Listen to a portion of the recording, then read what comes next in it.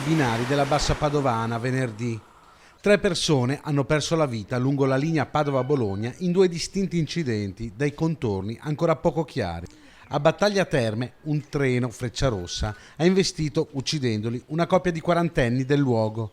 I 2, un uomo e una donna, secondo una prima ricostruzione della polizia ferroviaria, verso le 13 si sono gettati, abbracciati, sui binari mentre stava per transitare il treno. Non è chiaro cosa sia accaduto, diverse le ipotesi. C'è chi dice che i 2 stessero litigando, chi invece sostiene che la donna fosse intenzionata a suicidarsi e che l'uomo sia morto con lei in un disperato tentativo di salvarla.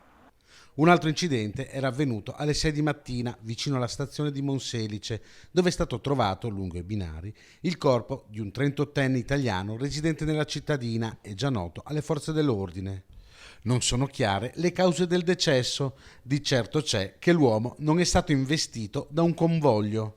Il traffico ferroviario di regionali e treni ad alta velocità ha subito pesanti ritardi.